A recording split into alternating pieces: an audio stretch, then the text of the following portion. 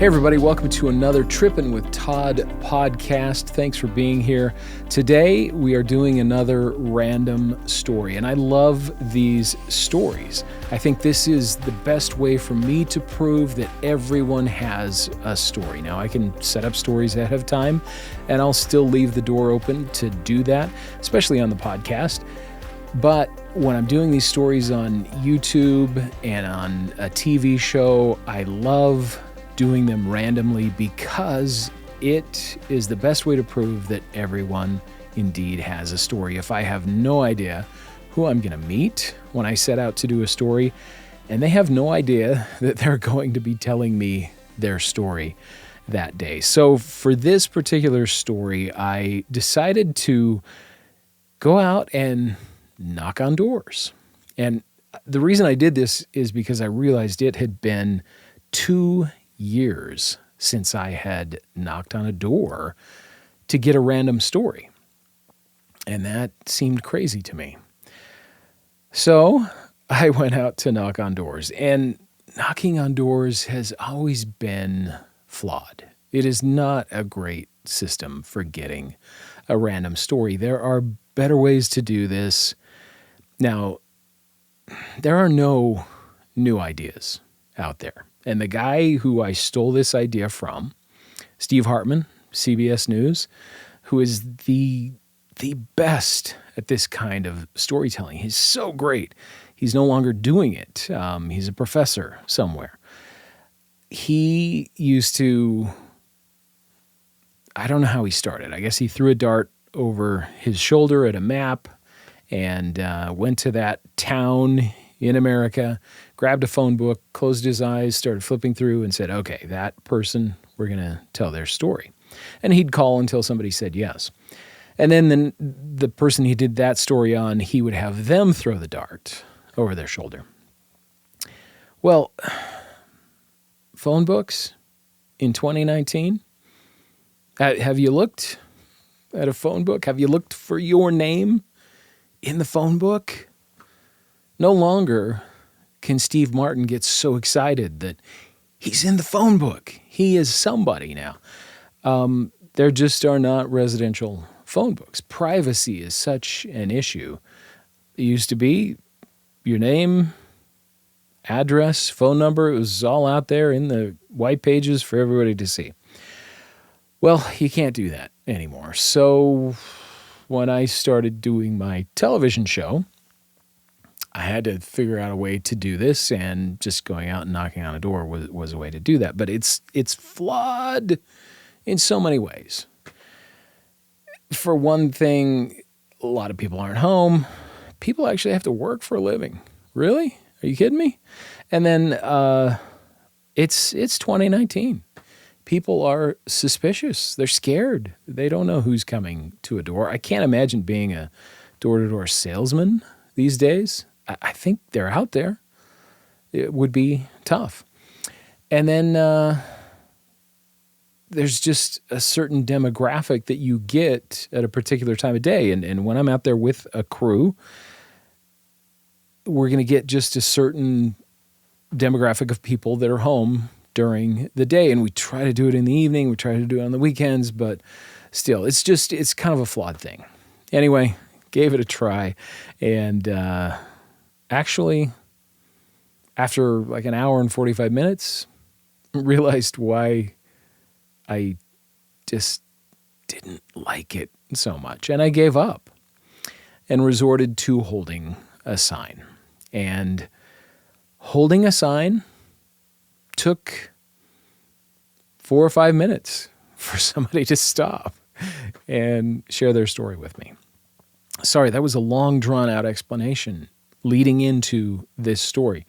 It was a great story. A lady stopped, said she loved the television show that I have done for, 9 years now. And she knew that as she has watched the show with her son, that I would always come to her house somehow and tell her story. Well, it happened in a different way. She stopped when she saw me with a sign, and I get to tell her story. So here is Kathleen's story, and it's a great story. about one of life's challenges and climbing that mountain and overcoming an obstacle. I love your show. Oh, thank you. And just like that, we had a story. I feel like I'm at the top of the mountain now. That was top of mind for Kathleen Barney because as a young women's leader in her congregation, she recently took the girls rappelling for the first time. Her first time. It was, scary. If you've ever been rappelling, those first steps are terrifying. You're going over the edge backwards. Was it fun? Yeah, a little bit when I got done.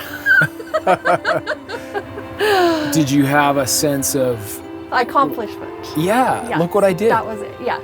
I came home and I told my husband, I did it. I did it. So that was good. I was glad I did it. Kind of a symbol for life, right? Definitely. Life is like that. Yeah. It's stepping off the edge. Definitely. Not knowing what's on the other side. Definitely. Life gave Kathleen one of those tests 5 years ago when her son Cody decided to go climb a mountain. I knew something was going to happen. I didn't know what was going to happen. I just didn't feel good about it before it happened, or before they left. And so I kept trying to think of everything. I was actually looking online. Is it going to rain? Is there a reason why they can't go? And there was nothing. At nearly 12,000 feet, Mount Timpanogos stands majestic above Utah Valley. Reaching the summit is really more of a hike than a climb. But Kathleen couldn't shake that bad feeling. So they went, and when I was at the doctor's office cleaning in the morning, all of a sudden I can remember exactly where I was, and it was like, you got to pray right now. And so I got on my knees, and I don't usually start out my prayers with songs. Like, one of my favorite songs is Heavenly Father, are you really, or A Child's Prayer, Heavenly Father, are you really there? And so I started out with, and I'm like, gotta watch over those boys right now. And I just prayed. Cody and his friends completed the hike. But later in the day, Kathleen got a phone call. And they couldn't tell me anything. They just said he was being transported by ambulance to American Fork Hospital. And they couldn't tell me any more information. Kathleen says the boy driving fell asleep coming down the windy canyon road. Hit the tree with such force that it took off the axle, and it was embedded in the tree, and they flipped and rolled.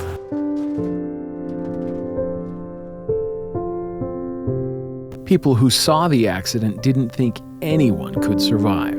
Because they were all wearing seatbelts, they were okay. Thank heavens, because 6 days later, Cody was leaving for 2 years to be a missionary for his church, something he always wanted to do. But he really wasn't all the way okay. And so we sent him to Mexico, and he ended up coming back home in November, right before Thanksgiving, because of the effects of the car accident. Cody had a traumatic brain injury that wasn't discovered until months later. He had headaches. He had sound in his ear. When he came home, he couldn't stand on, he couldn't balance.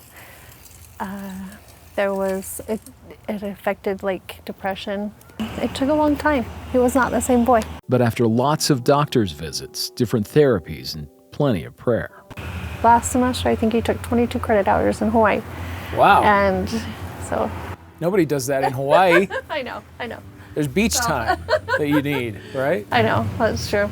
So, wow. He's a great kid. Could have you imagined when you were in the middle dealing with this that, hey, one day he'll be in Hawaii going to school taking 22 credits?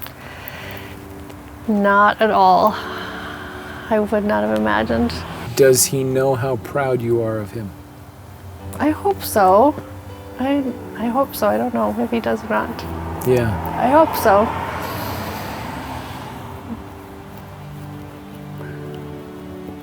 Yeah, I hope so.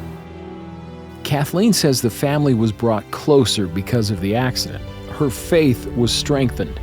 She's blown away at her son's toughness. Life has a way of making you step off the edge, backwards. to actually see him going through these things, and I couldn't do anything about it. And that was really hard. But I also was grateful that he was a fighter and that he kept fighting. So for Kathleen, this was a defining moment, even though it was really her son's story. But as a parent, when one of your children is struggling, their story becomes your story. And she was there to help Cody through it all. And it was just a great story about life and stepping over that edge backwards. And we all have those experiences, and finding a way to overcome. And then that power of prayer, which she says was so important. And she knows that it helped all of those boys to be able to come out of that experience safe. And she said it's amazing that they all decided to wear a seatbelt, and that's what helped keep them safe in that car crash. So grateful to her for sharing that story with me. And just another great story found at random. That's the way these things happen. Now, as a side note, she also introduced me to her dog, which we didn't put in the story, kind of didn't fit in the story, although the dog did help Cody somewhat with rehabilitation. Cody and the dog have this great bond. And of course, you'll know why when I tell you the name of the dog. The dog's name is Todd. I've never heard of a dog named Todd before in my life. It's just really funny to me. A dog named Todd. I think everybody should name their dog Todd. And it's not because they're big fans of my TV show. It's because of The Fox and the Hound. It's so long ago. I guess the dog's name was Todd or the fox's name. The fox's name was Todd. Yeah. So they named the dog Todd because the dog looked like the fox in Fox and Hound. Anyway, there's outtakes that talks about this story of the dog named Todd. If you want to go over to YouTube, so youtube.com/TrippinWithTodd, and you can watch Kathleen's story. You just heard it, but you can watch it. It's great to see the visuals and everything. And then you can go and see the bloopers as well. And you can watch me messing up and lots of fun stuff like that. I appreciate you being here on the podcast. You can check out the website, TrippinWithTodd.com, if you want to sponsor the podcast or the YouTube channel or just my life in general. I don't know why you would, but you could. Thanks for being here. Another Trippin' with Todd podcast. See you next time.